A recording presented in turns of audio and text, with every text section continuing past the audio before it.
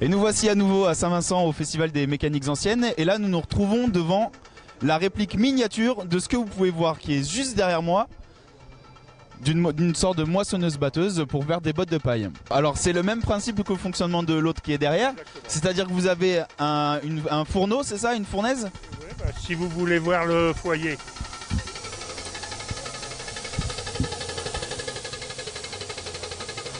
Et donc j'ai vu tout à l'heure que vous utilisiez la pompe à huile pour graisser. Qu'est-ce que vous graissez directement? C'est une pompe à eau, exactement.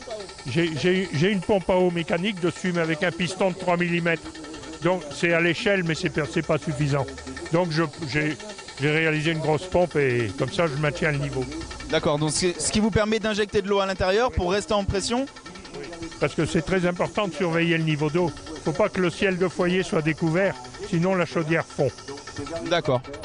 Et est-ce que vous pouvez nous parler un peu du fonctionnement pour mettre la paille directement en botte? Vous avez le batteur qui est là. Là vous avez les ameneurs. Une fois que la paille est battue, le blé il tombe, il est trié, enfin bref, et il s'en va dans la presse, et là on en fait des balles rectangulaires. D'accord. Mais tout ça c'est vous qui l'avez fabriqué? Oui. En partant de rien du tout, vous avez pris vos matériaux, vous avez créé la totalité de la machine? J'avais des plans à l'échelle de réalisation.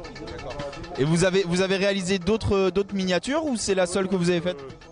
J'ai fait une Pacific 231 au 17e en voie de 89 mm, une Decauville en voie de 127.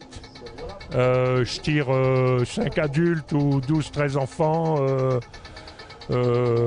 Puis j'ai réalisé le tracteur à vapeur que vous voyez là-bas. Très bien. Eh ben, je vous remercie pour votre temps. Et ben, on se retrouve tout à l'heure pour d'autres explications si vous voulez.